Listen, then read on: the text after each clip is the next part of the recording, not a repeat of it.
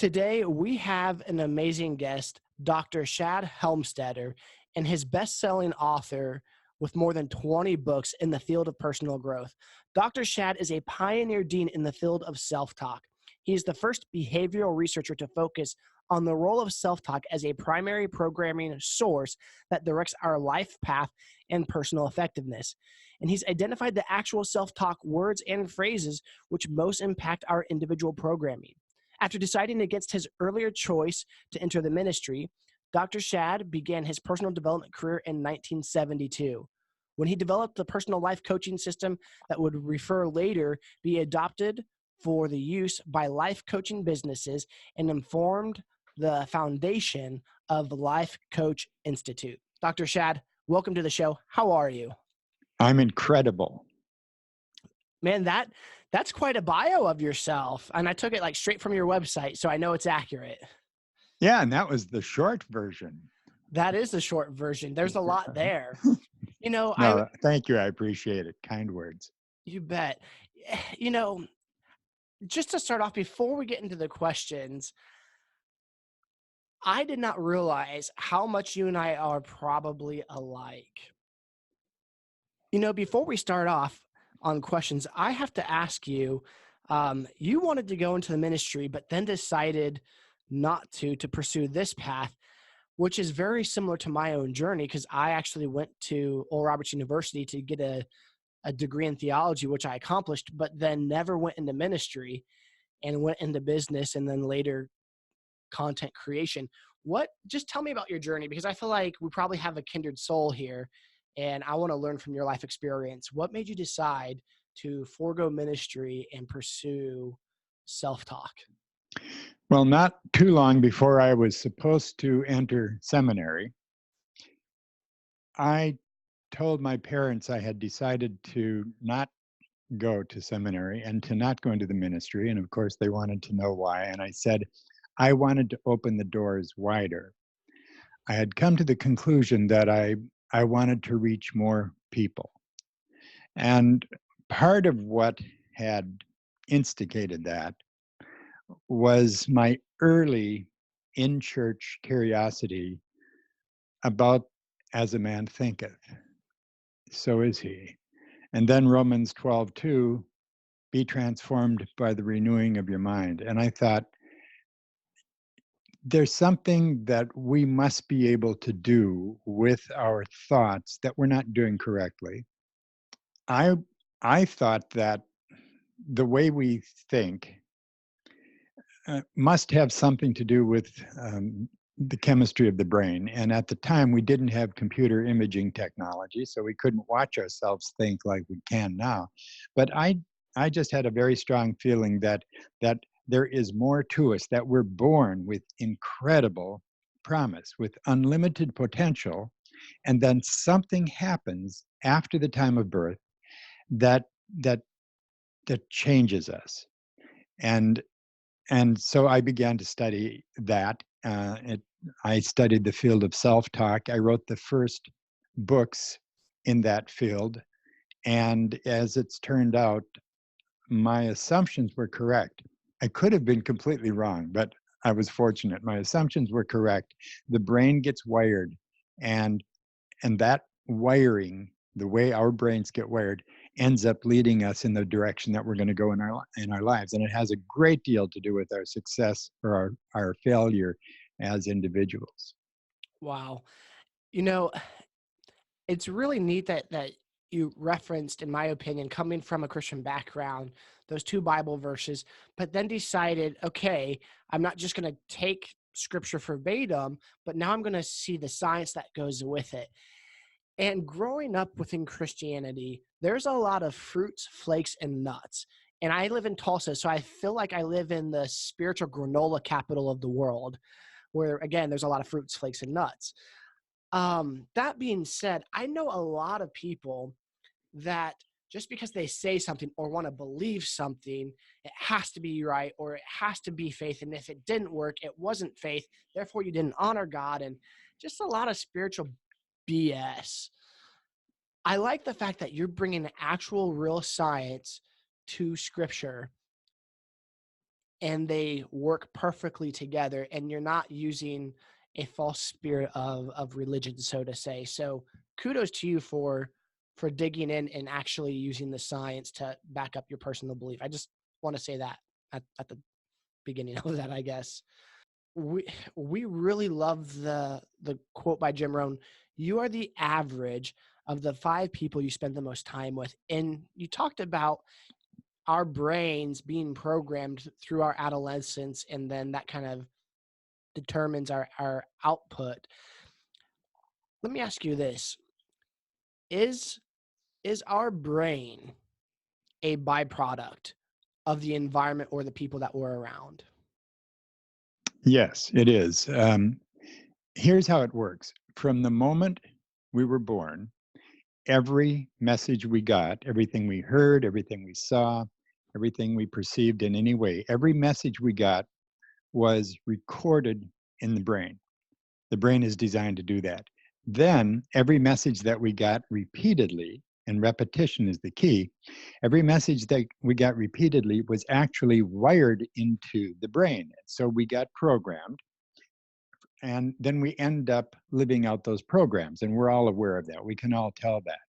The problem is this: the part of the brain that stores all of those messages we got, that part of the brain doesn't know the difference between something that's true and something that's false or right or wrong or bad or good or positive or negative. It's just designed to store that information and then act on the strongest programs we got as though they're true.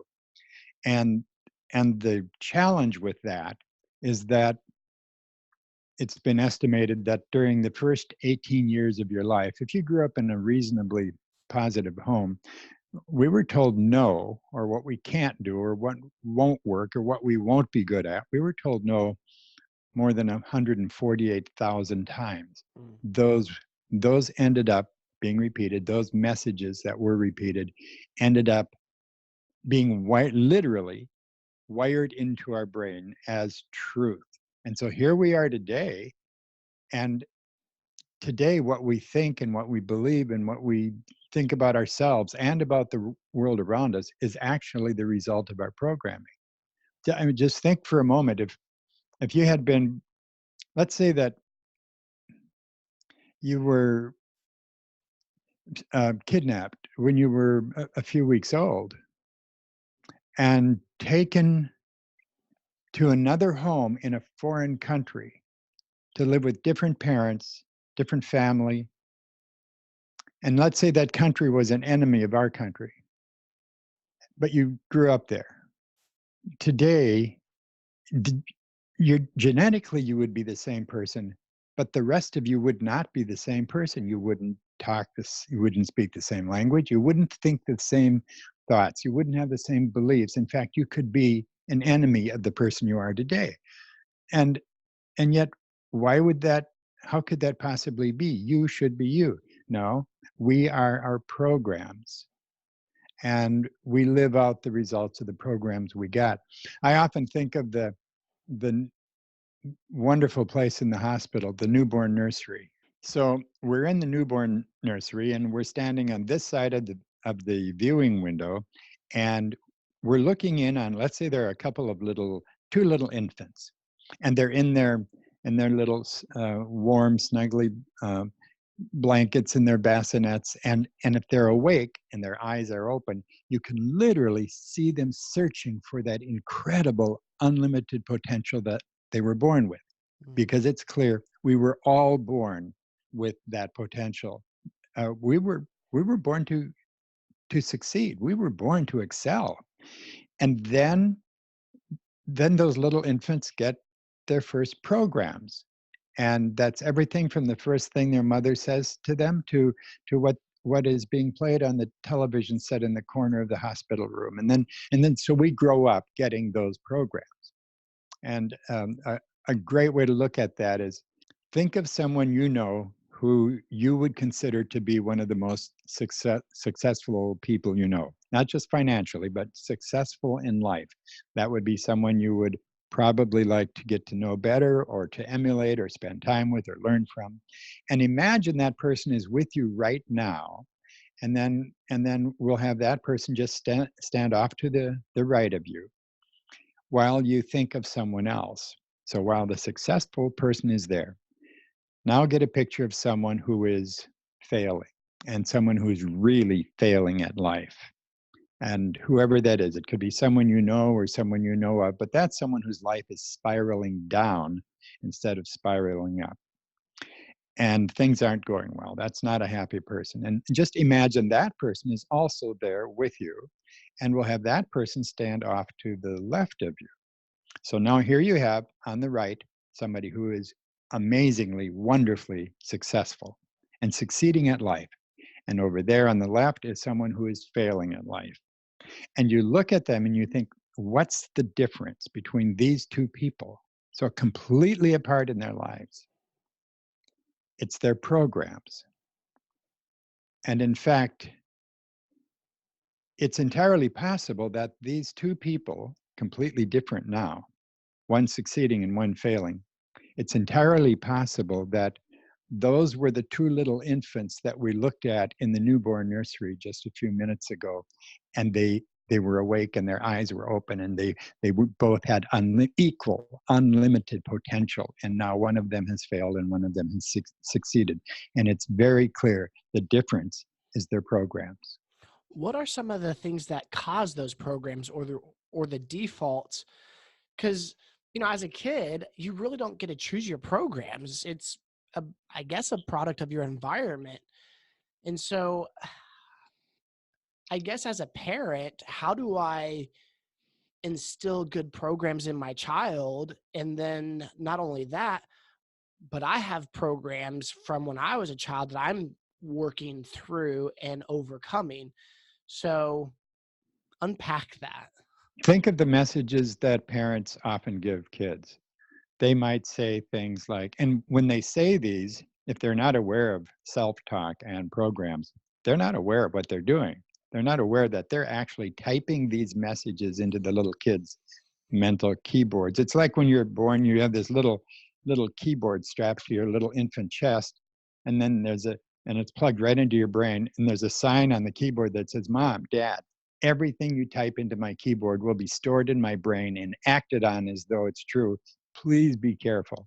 Because parents say things like, "You'll never amount to anything," or "Who do you think you are?" or "Oh, that you are so stupid," or "You're just clumsy," or "You're never going to be good at math," or whatever it happens to be. And then we end up parroting. We simply repeat the programs that we got. So it's so Right. easy for us to make a mistake and say, "Oh, I'm so stupid," or "That was so stupid," or "I'm so clumsy," or "Everything I eat goes right to my waist," or "This will never work out for me," or "I'm just not smart enough," or "I'm not tall enough," or "I'm not," whatever it happens, "I'll never have enough money at the end of the month." All of those things are actually recorded in our brains. We can find them. And they're most of them are stored in the part of the brain we call the subconscious mind. So we don't even know what they are. If we listen to ourselves, we can hear them. And when we hear them, we often hear things. We hear ourselves saying things in our own self-talk that is a duplicate of what our parents told us. So our parents, our brothers and sisters, our parents, our friends, people at school, our teachers, television, video games, the world around us is literally feeding us programs all of the time. And our brain is designed to listen to those programs because it's trying to alert us it's trying to gather the information it needs to keep us safe. Right. And so we store those programs. They're most of them, about 90% or more of them, are unconscious, so we're not aware of them, but they're still controlling our lives. So how we feel about our relationships, how we feel about money, how we feel about being in control of our life, being organized, how we feel about how successful we are as an individual, all of those key parts of what it takes to be successful, all of those are that we believe about ourselves are based on our programs. Negative self-talk is when you give yourself more of those negative kinds of programs. Positive self-talk is when you decide, I'm taking control. I choose to change my self-talk. I'm going to give myself back the programs that I deserve to have in the first place. And when you do that, that's one of the most foundational and the most important levels of being in charge, taking control again, taking back control of your life from the programs you got that are working against you. How do you do that though? Because when it comes to self-talk, I feel like I have, and I don't know if this is me and a gift that I have, but I feel like I'm very self-aware. And I've noticed some of my own bad default programming. Therefore, when I've noticed those, I'm constantly trying to make changes. And it feels like I notice one every week, and then I'm on to the next one and then on to the next one. But my question to you is this: for someone who might not be as self-aware, how do they go about recognizing their negative default self-defeating self-talk or their programs? That's a yeah, that's a really important question. Think of it this way. This will help. Your self-talk is a language. It's the language you've learned to speak to yourself, both consciously and unconsciously. It's the language that you express yourself to the world, but it's a language. At one time in my previous career, I was a linguist. I was a Spanish-English interpreter for the US government in Cuba. That's cool. And I learned at that time that the best way to learn a language, a new language, is by listening to it. That's how we learned our first language, actually, when we were kids. We learned most of our language that we speak today by having it spoken around us in the background. It was because I knew that, I understood language and how to learn language, that when I began to do research into the field of self-talk, that I thought, if self-talk is a language, and it's a language that's working against us, then what we need to do is give ourselves a new language, and the best way to do that would be to listen to it. So many years ago, through the auspices of the Self-Talk Institute, I began to write and record self-talk programs like a language, like language tapes that people could listen to. And so in the early days, people listened to self-talk on cassettes. Those were little plastic things we used to. Hey, I'm not that young. And then we listened to self-talk on CDs. And now the Self-Talk Institute, which is a wonderful organization, has a streaming service so that you can actually just listen to self-talk on your phone and so on.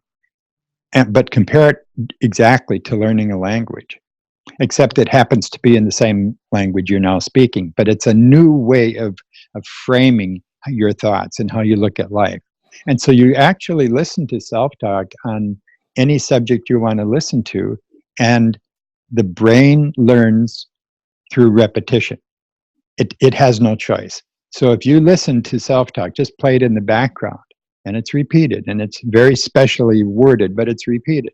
And you listen to that for 10, 15 minutes a day, let's say each morning while you're getting ready, you begin to become really mindful and really aware of your current self-talk. Then you begin to edit it and change it.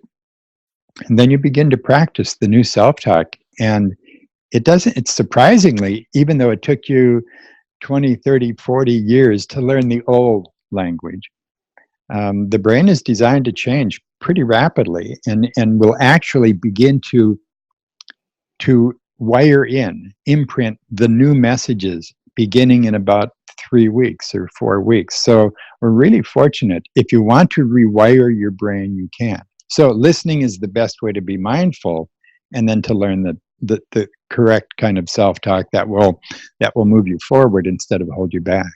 So let me ask you this then. You said that the best way to learn this new language of self-talk is to listen to it.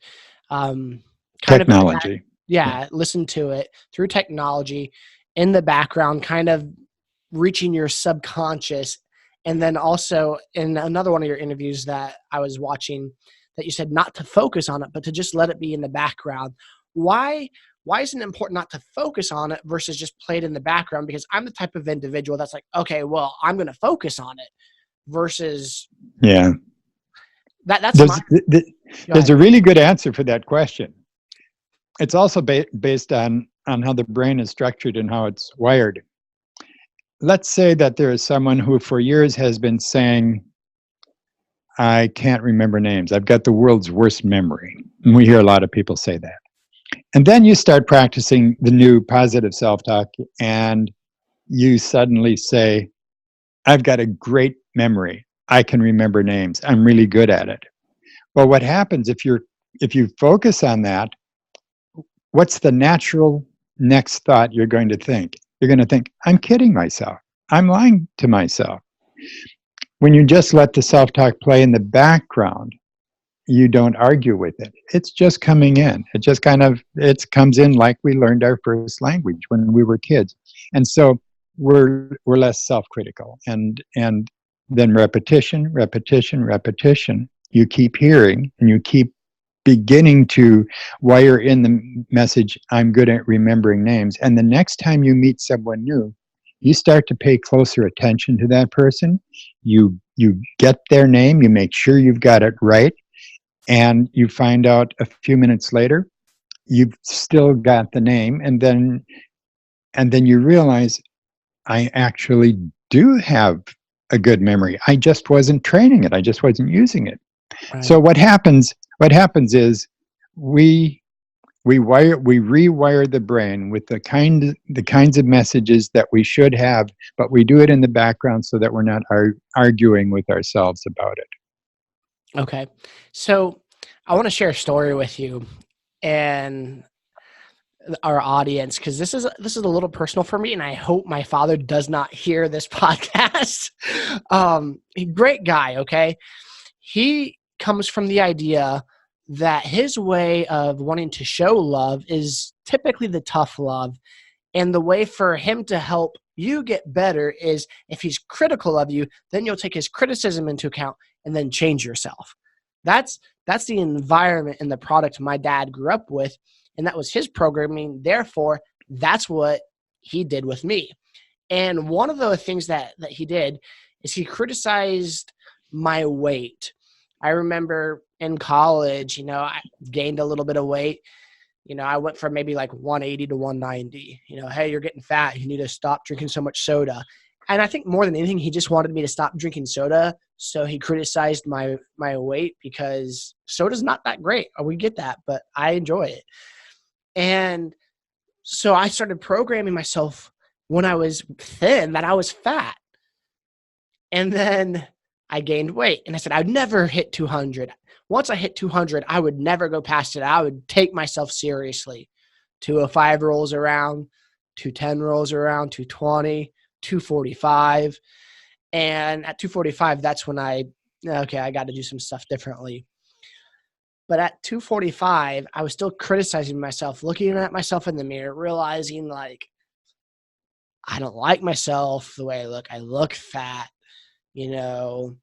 I need a bro, a bra for men. That's what Seinfeld says anyway.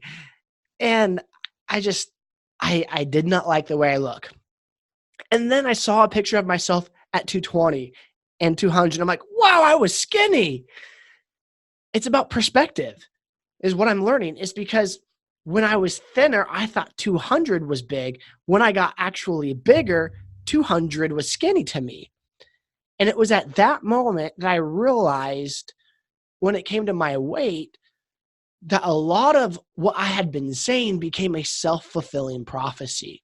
Mm-hmm. So I started changing my self-talk, and I'm not kidding. I've lost 15 pounds. And I started working at it. I started eating better, and then I got injured. And, so I'm still protecting how I eat, but I'm not exercising anymore. But when I walk past the mirror, I look at myself like, you look good. You've lost weight. And I'm admiring my body compared to self negative talk about the way I look. And I got to tell you, I've loved the results, and it's been mentally and emotionally freeing because now instead of focusing on what's wrong, I am focusing on what's gone right. And it's just more peace. I don't know how to I feel internal. I really understand what you're saying, and I have a great deal of empathy for that. I went through a similar situation quite a few years ago, and in fact, it was when I was first studying self-talk. And I thought, well, I had tried every diet there was. I still hate grapefruit juice. I would, and I was a good goal setter, so I would lose weight, but then I'd put it right back on. It would come back, and of course, it would bring its friends, and so I would lose weight. Then it'd come back way more, and so on. But at the time, then I started studying self-talk, and I thought, what if self-talk could help me with this? Because I was certain that nothing else would ever help it. And so I began to listen to self-talk for weight loss. And I ended up in the next 10 and a half weeks, I lost 58 pounds. Wow. Listening to self-talk every morning while I was shaving. So all I was doing was shaving, and the self-talk was playing in the background. And so it's not surprising that at the Self-Talk Institute, self-talk for weight loss is still today one of the most popular subject areas because it's physiological. Clearly it's part physical, but we all know it's also part mental. And the mental part is definitely our self-talk. So what you did is you began to get a new picture of yourself, and it was the right picture. It was the healthier picture. And that's the picture to look at. That's the picture to keep in your mind. Okay. So you've answered a lot of my questions. So now I'm coming up with questions here on the fly. Let me ask you this. How does self-talk work when it comes to breaking addiction? There's so many different addictions out there. There's ones that are more socially acceptable, and then there are unsocially acceptable addictions. So for example, what an alcoholic would be to alcohol, I would be to soda. It's an addiction that I've had for years of my life. There are people that are addicted to drugs, to pornography, to sex, and other negative self-destructing habits. How does self-talk help break addiction? It helps in this way, and it's a profound help. How you see yourself determines a lot of the actions you take. We all know that. And one of the problems with most addictions is that when the addiction starts, it starts quietly. We're not really aware of it. We start to notice it when things start going wrong.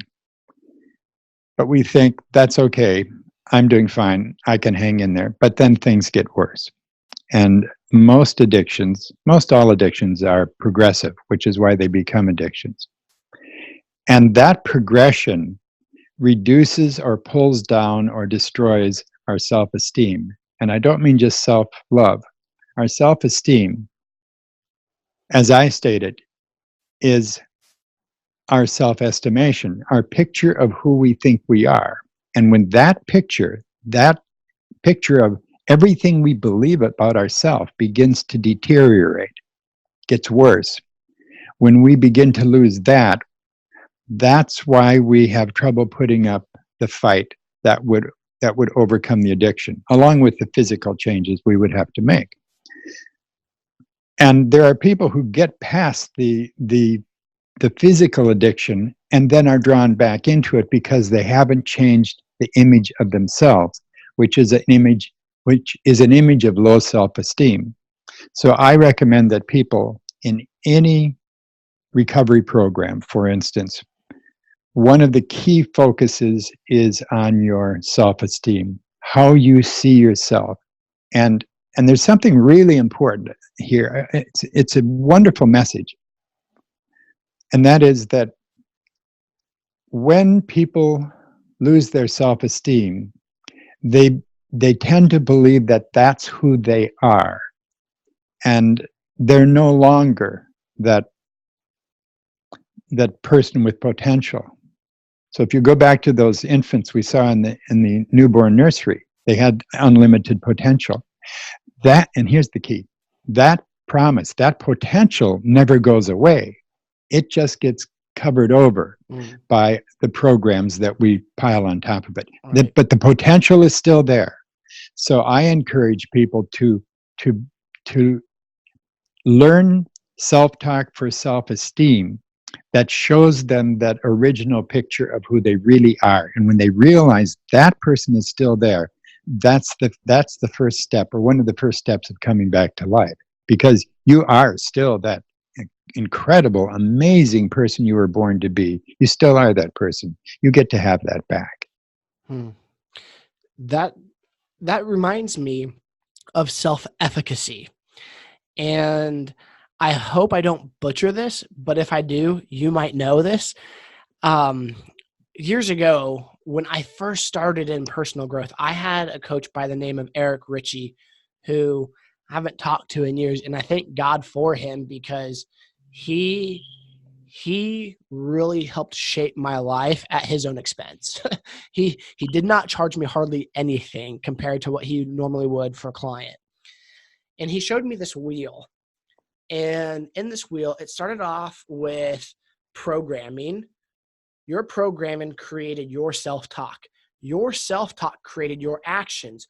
Your actions created, I think it was back to self-talk, and your self-talk, your actions created, self-talk, and then self-talk created your programming. And then it just kept circling. And so if you didn't break that cycle for something negative, your self-talk created the actions. Your actions created the negative self-talk, which created the programming, which created another more self-talk. Am I just talking in circles here, or is there something to that? No, that's in my first book, What to Say When You Talk to Yourself. Perfect. And that progression is very true. There's one that you could have added, and that is emotions. You know what? I knew I was missing something. I think that's it. Maybe he took it from your book. So then your emotions determine your actions, but it all goes back to starting with your programs. And that cycle is a very, of course I would like that cycle. I wrote that cycle, but it's accurate. And if what's important to get about that is your programs create your beliefs. Your beliefs create your attitudes, and your attitudes create your emotions create or form your actions, and your actions create your results.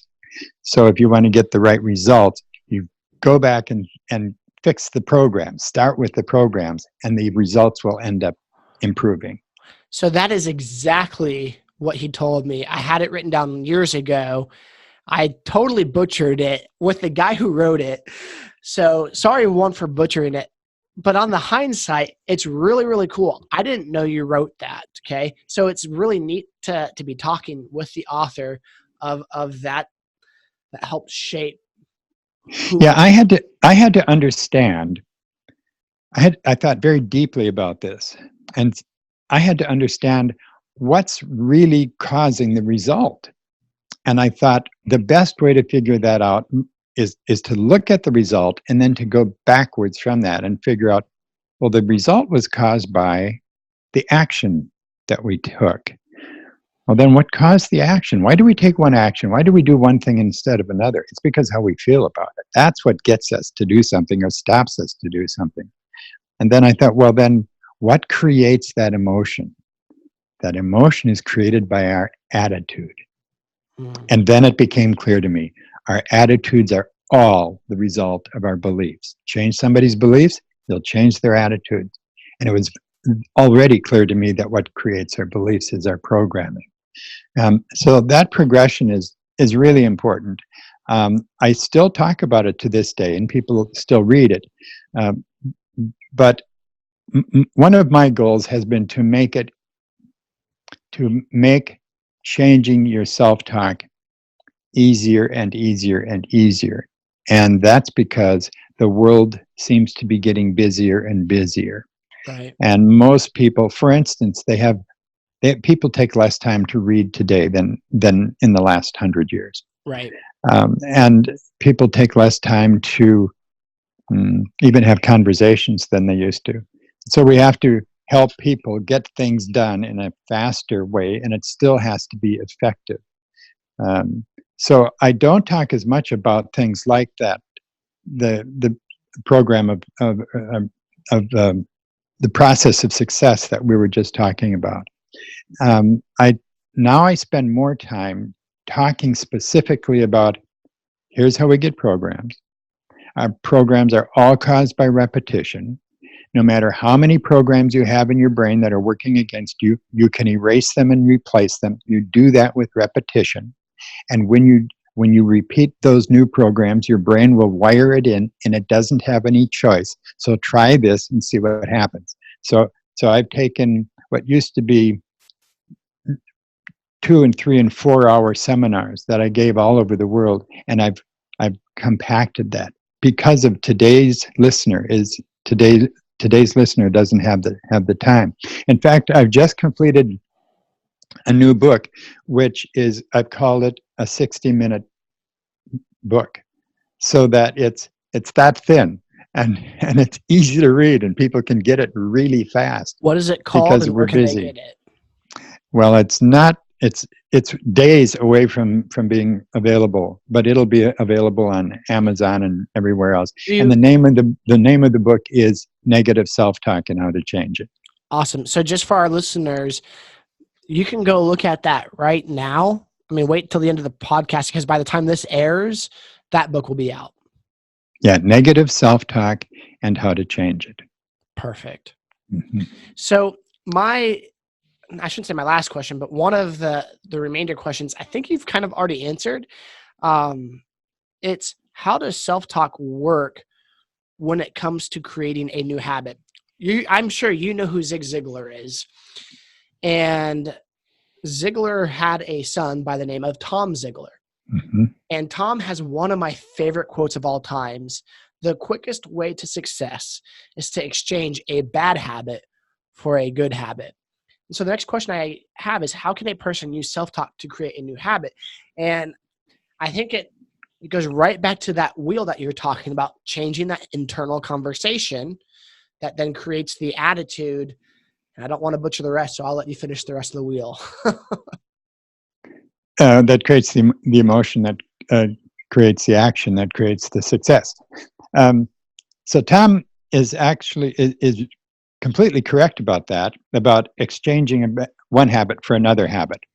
And the reason that he's more correct than he might even realize is that in our brain, we actually only have so much space.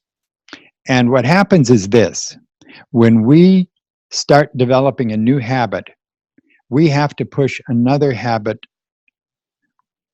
We have to rewire areas of the brain that hold our old habits. And when we stop using the old habit, or when we stop practicing the old habit, when we stop using the old self-talk, after a while, our brain realizes, he's not using that self-talk. He probably doesn't need that anymore. And it goes through a process, interestingly, called pruning. Just like when you're pruning bushes or roses or something, you cut out the parts you don't need.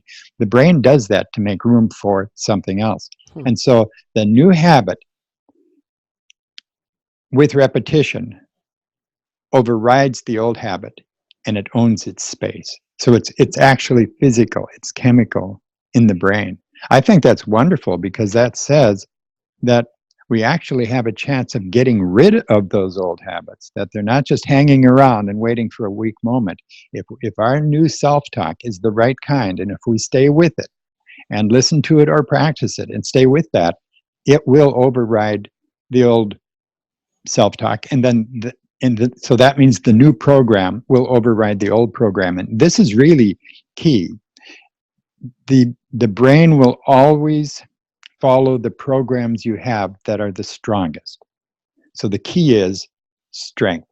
Repetition, repetition, repetition.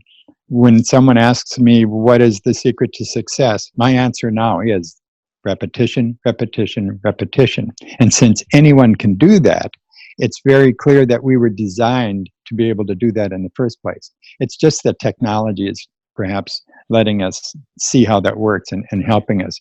But yes, the new habit replaces the old habit. It begets. Oh, by the way, this also says, it answers the question, what about the negative people around us? What about the negative world we live in? How can we combat that? There's so much of it. Well, the strongest program always wins. So if your programs are positive and strong and repeated, then they're going to get stronger and stronger. And the outside programs that try to come in, the negatives from the world around us, aren't going to win because our own programs are already strong. So if you keep your self-talk positive, very positive, it automatically and naturally overrides the negatives that try to come in. And you find that's true. You can even turn on the news and it's all negative and find yourself not getting into a slump because your own positive self-talk is looking at your future and your life in a very different way. I really like that you said that. Going back to Jim Rohn's quote, you are the average of the 5 people you spend the most time with. This show has come out of the birthing of the idea of wanting to spend time with people who are where I want to be and also journey with the same people who are on the same journey. That being said, there are people in my life that I love dearly, that are my family members, that I'm not going to get rid of just because I'm on a different path or a different journey. But how do I maintain a relationship with them and protect my mind? And I think you said it best there, that I have to be in a mentally strong place with my own self-talk, that my programming will win out even when I'm in that environment. And it's not that the loved ones in my life I want to get rid of. I don't. They're great people. It's just their self-talk is different than what I want for my self-talk. And it's okay to have differences, but I have to recognize when it's affecting me and then get the heck out. Yes, and something I would add to that, out of love and compassion, would be keep your own self-talk strong. And then when you are in a situation where you're with someone who is negative, try to love instead of criticize. And I found many people do that because we recognize when we're sitting at the table at a family gathering and one of the people there is very negative, we don't get to change their programs just because we want to. Right. But we do get to work on our own. The only time that or the most successful of times of people saying, yes, they helped somebody change their programs. There's only 2 of them. One, you can help kids change their programs because we're still teaching them. So that works. But if there's another adult in your home, for instance, people have told me that they might be living with a negatroid. And so they just play self-talk for themselves every morning while the 2 of them are getting ready without really saying much about it. So the other person is hearing the self-talk, the positive kind, but not really fighting it because the wife might be saying, I'm just listening to this I want to improve some things. The husband is also hearing it. And the self-talk is doing the same thing in his brain that it's doing in her brain. That is, it's beginning to rewire it. He doesn't know that yet. It's safe. It's okay. But in time, I've been told this on numerous occasions, that other person, the mate, will say, I've started to I've heard what you've been listening to, and his self-talk starts to change. So in that way, yes, we can help another grown-up change their self-talk, but we can't force anyone to do it. And so that in that case, I tend to just think, even at the dinner table, Shad, don't criticize, love. That's so good. That's extremely convicting because as an individual, who grew up being bullied, not by my parents or family, but by other Mhm. individuals. When I got older, one, I realized I had a victim mentality. And then when I overcame my victim mentality, I bucked up. So when people started criticizing me, oh, no, you didn't. I got this attitude like, you're going to criticize me. I'm going to fight back. I'm worthwhile. And I almost went from one extreme to the other. And unfortunately, there's still some of those tendencies that I have, even when it comes to my own family members who I love and I don't want to hurt. And so your advice to love back instead of be critical is amazing advice. How do we Okay, so I'm not an antagonist, I'm a reactor. How as a reactor can I develop that love that you were talking about? I don't want to diminish the incredible power and strength of what love and what it means, and the many different things it means to different people by saying what I'm going to say next. The expression of love is a program. The recognition of love is a program. The practice of love is a program. We're actually programmed, although there are programs that have to do with love that are innate to us. We're born with them. But then that fire can be put out, or we can add strength to that feeling of love. And you can do that with your own self-talk. I choose to care about that person. I choose to care about that person. I choose to like that person. I choose to accept that person. I choose to understand that person. I choose to love that person. And we can do that with people who are enemies or who are against us. You don't have to do it out loud. You can do it within your own internal silent self-talk, and you'll find that you start to look at them differently, especially when you realize that all of that bullying, all of that antagonism, all of the offensiveness, that's all their programs, and they didn't try to do that. They didn't try to get that. Somebody gave it to them. They weren't Right. even aware of it. They got it. So I recognize when I'm talking to someone, I know that I'm talking to that person's programs. I still see them as a human being and all of that. I'm not just mechanical or computer like. They're human. But I know that I'm talking to their programs. And I know that if their programs were different, they wouldn't be saying that. They wouldn't be antagonizing or critical or bullying. I recognize that every single bully we can identify when we study that bully, we find out that that bully has programs. Now, that doesn't mean you can let everybody do offensive things and hurt you and so on. But it does mean that in the cases where we need to, it makes it much easier to understand and accept. And then when we understand and accept, then we're not in a fighting mode. We're in a peace mode, a supportive building mode, and we might actually help them. Right.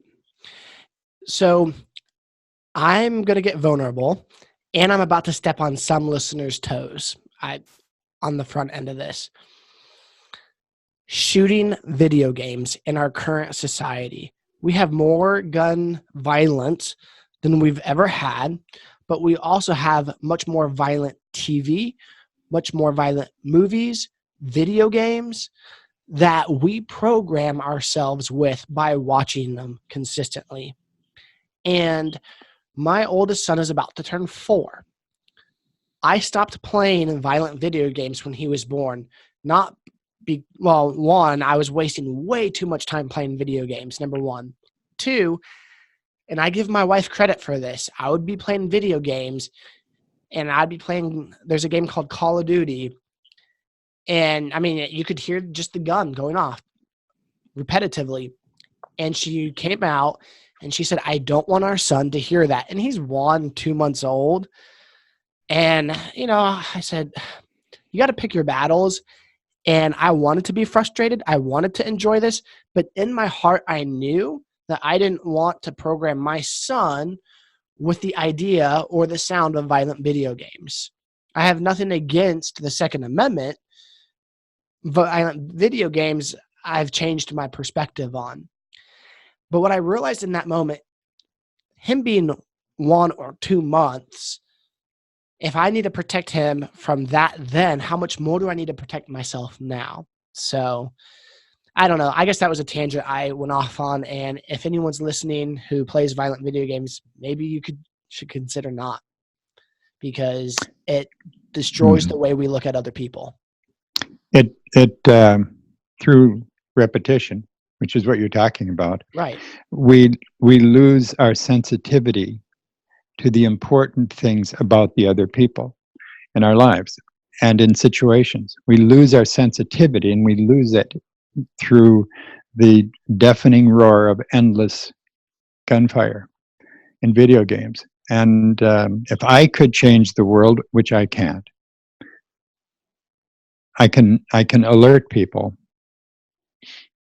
But if I could change the world, I would probably have long, deep discussions with people at the video game companies who care. And I'm not suggesting they don't care, but I am suggesting that either they know what they're doing and it's all about sales and profits, or they don't know what they're doing. And I'll just leave it there. I don't know them, so I can't possibly say that they're not aware that repetition is changing the brains of the people playing the games. Right. So I have another question for you, and this is more out of me being a father. I love my sons so incredibly much. After having lost a child, my children mean a lot more to me. I'm not going to say more than the average person, but I've realized there are times I've taken them for granted, and I quickly realized that. I've realized where I need to step up in my parenting. And I'm so afraid of instilling in them negative programs. What advice would you give a parent, or me specifically,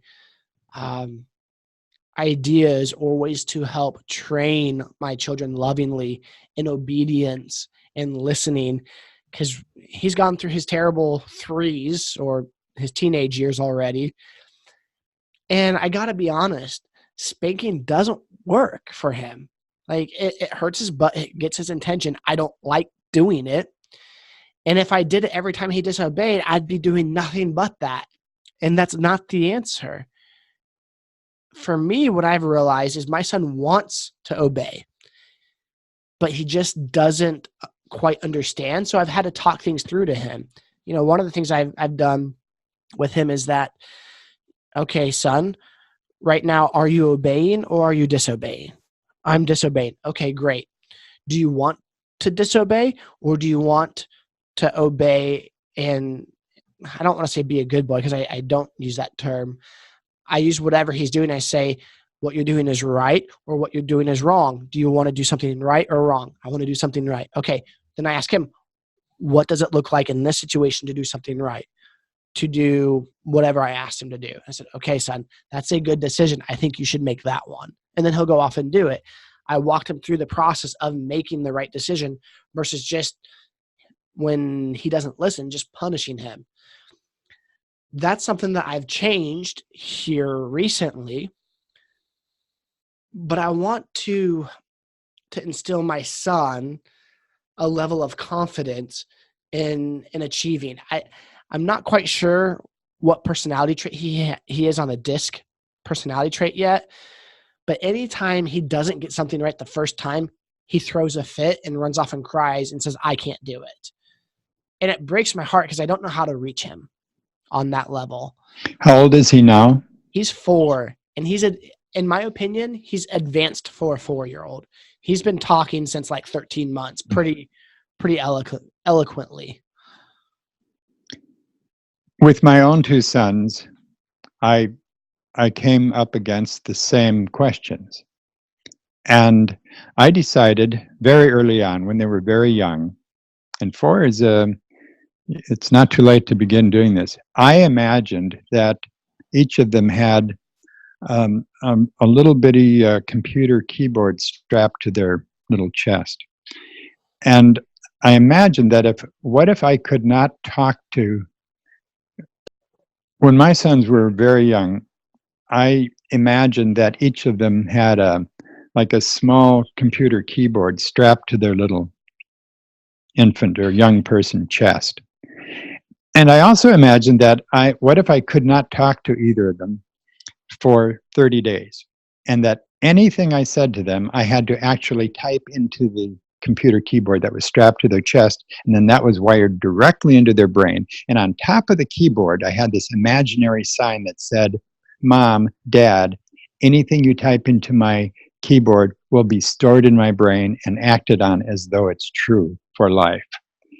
So with that in mind, I decided that anything I say, I have to say it as though I would type it in. And I immediately recognized that, first off, I would never say something like, you're stupid.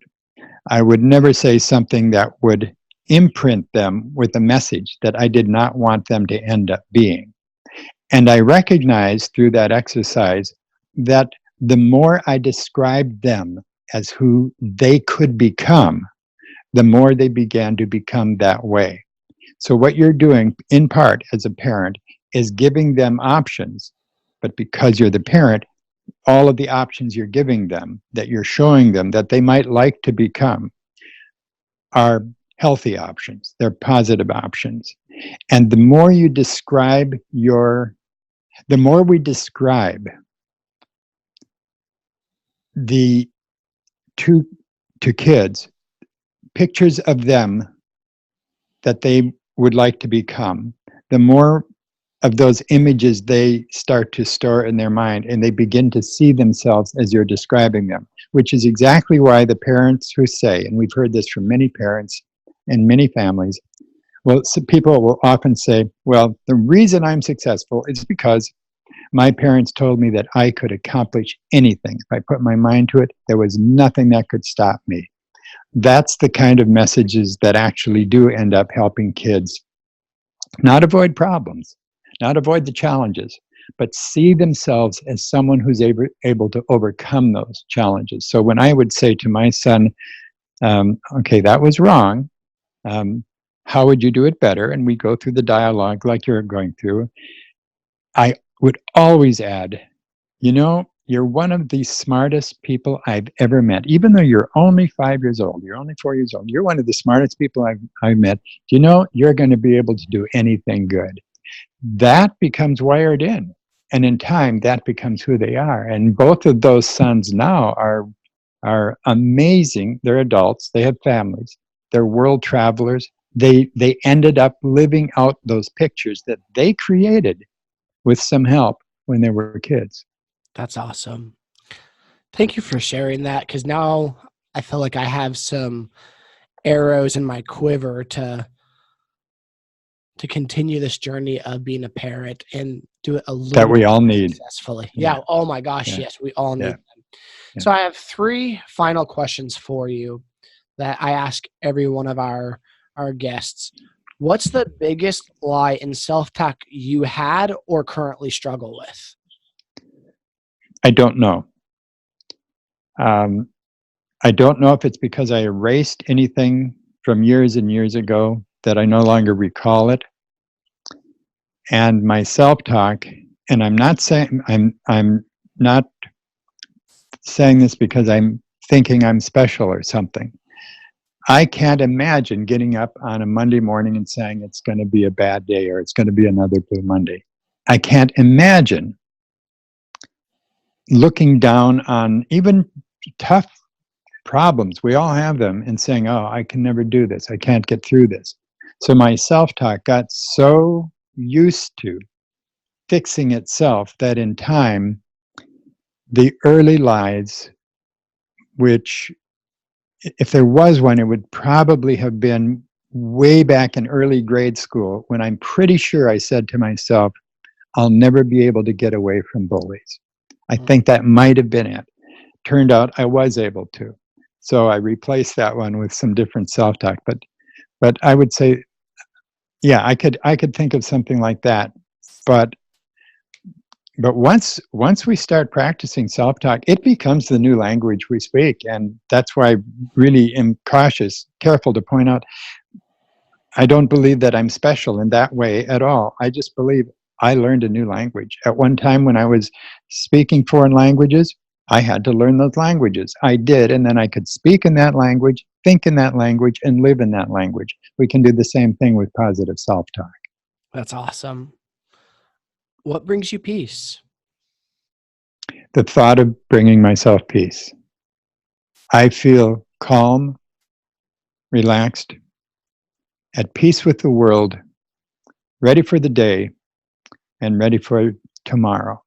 Those kinds of self-talk messages literally change the chemistry that's going on in my brain right now as I'm saying it. We can all do that. At first, you might not feel it. Keep saying it. Keep practicing it. And you find that peace is something that we have a great deal more control over than anything else. So that's personal peace. As far as what brings me peace, the other kind of peace, and that is living a life where I choose to do something that will help other people. Awesome. What's the best decision you've ever made? That would be it, to live a life of service to others. I came to the conclusion that we all have unlimited opportunities in front of us. Why don't I choose something that I just feel very strongly is going to benefit me, then my family, my community, and then the rest of the world? And that would be to live in service to others. Dr. Shad, what an amazing interview. Thank you so much for your time and your life experience and lessons that you've learned, and even the struggles that you've personally gone through to get where you're at to help others. Because without that, we wouldn't have the wealth of knowledge that God stored in your life. So thank you very, very much for joining us today. Thank you for having me, and we're just now getting started. Absolutely. Now, I want to tell people where they can go to buy your books and materials. Where would you prefer them to go? And what are some of the books that you'd like to promote? Well, I would recommend people do two things. One, go to Amazon, and you can get the new book now, Negative Self-Talk and How to Change It. And also, I would recommend people go to the Institute's site, the website that I mentioned, because it's really good. I really like it. It's selftalkplus.com. So it's SELFTALKPLUS, selftalkplus.com. And you can listen to any self-talk sessions you want to listen to. It's free for 30 days. So I recommend people do that, try it out, and see what you think. It's a life-changing experience. Awesome. Well, Dr. Shad, thank you so much for joining us today. Thank you. Take care.